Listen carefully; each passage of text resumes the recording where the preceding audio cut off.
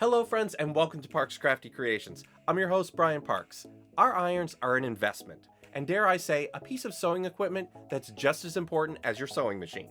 Today, we're going to make this great little iron cover to protect it when it's not in use, and we're even going to give it a bit of an upgrade and make it heat resistant so we can pack away our hot iron. Yes, you heard that right, our hot iron.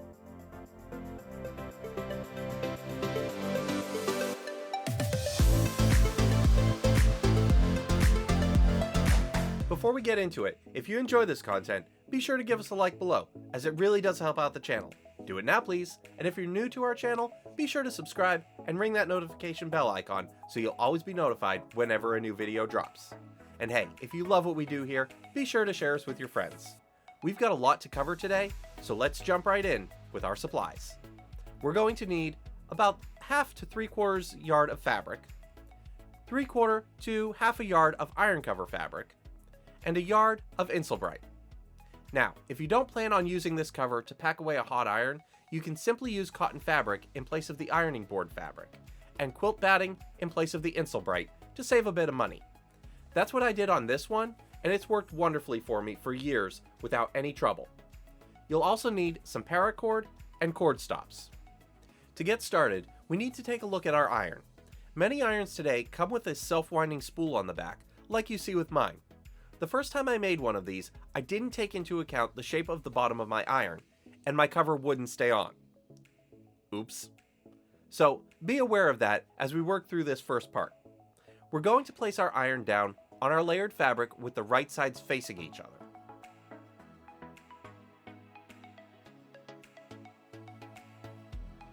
Using our chalk or erasable pens, we're going to trace out the shape of our iron surface.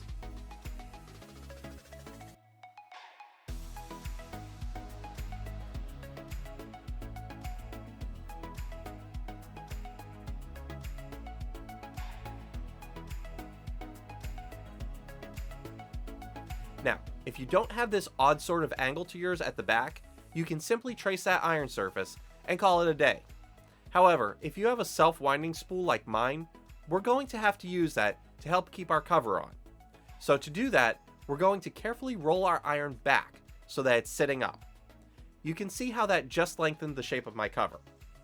We're going to trace around there now too. This will account for the fabric wrapping up and over the back of our iron's winding mechanism.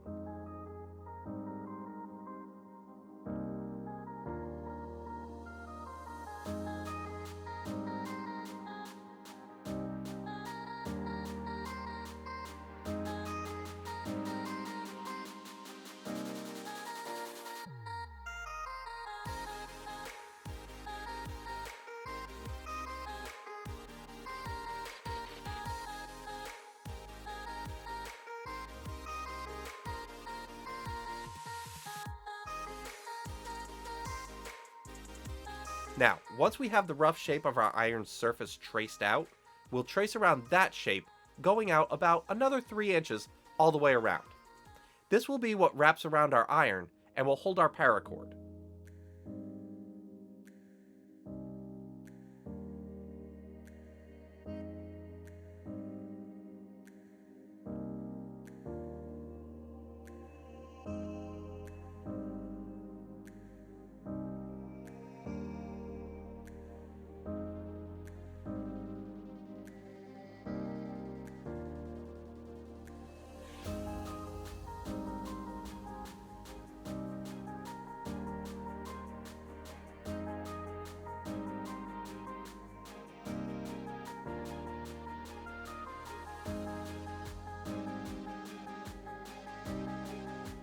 Once that's all traced out, it's time to take our scissors or rotary cutter and cut it out. Hey friends, really quick, if you weren't aware, Parks Crafty Creations can now also be found on Etsy, where we also sell these great mini sewing iron caddies for your little Dritz Mighty Steam Irons. And coming soon, the slightly larger Big Brother, suitable for the Aliso M3 Pro. In addition to being a cute and functional caddy, when laid flat, these caddies double as an ironing surface for pressing your smaller quilt pieces. Available now from Parks Crafty Creations, only on Etsy. Now, back to the tutorial.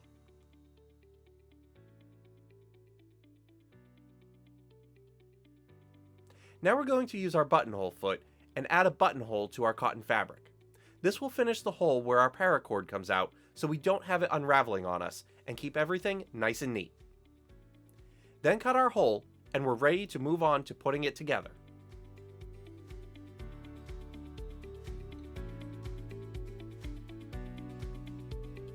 With right sides facing together, we're going to use a 1/4 inch seam allowance to stitch around the edge of our cover, starting at the bottom and sewing around, leaving a few inches open at the bottom to turn our project through.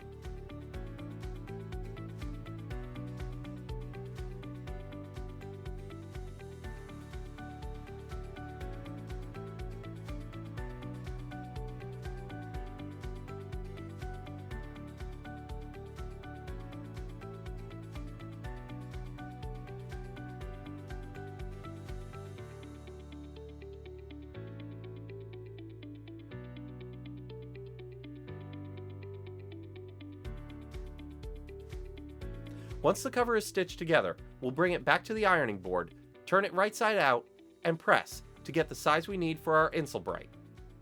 We're going to use 2 layers of Insul-Brite as our heat barrier.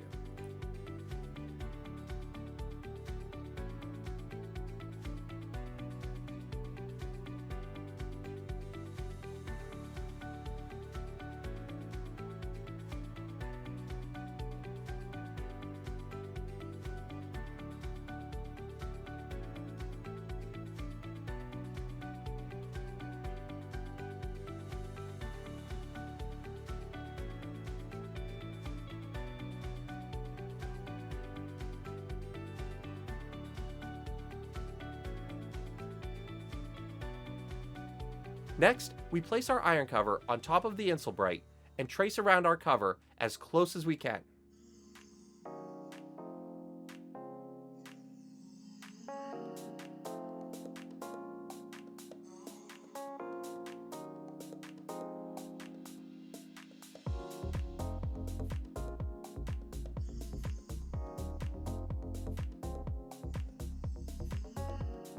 Next, cut on the inside of your line. This will make it slightly smaller than our cover and keep everything nice and flat once it's inside.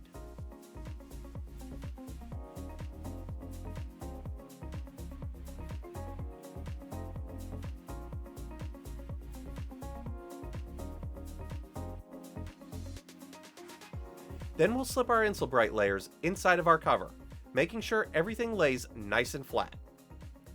Now, fold the opening closed and bring your cover back to your sewing machine and stitch around the edge with about 1/8 of an inch seam allowance, or less if you can, making sure to close up the hole on the bottom of our cover. Now move your seam guide out to about a 3/8 inch seam allowance and stitch around your cover again. This is going to secure your Insul-Brite in place. This will also create our drawstring casing. Now, using a straight safety pin, run your cord up around your casing. Finally, we'll slip our ends through a cord keeper, and our sewing caddy is all done.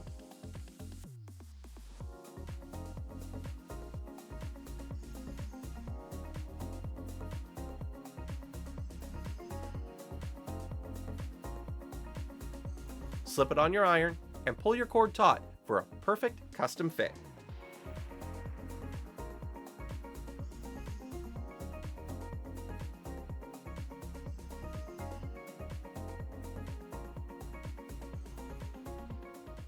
If you found this video helpful, give it a thumbs up, and don't forget to subscribe and hit that notification bell icon for more sewing projects, tips, tricks, and hacks. I'm Brian Parks for Parks Crafty Creations. We'll see you next time.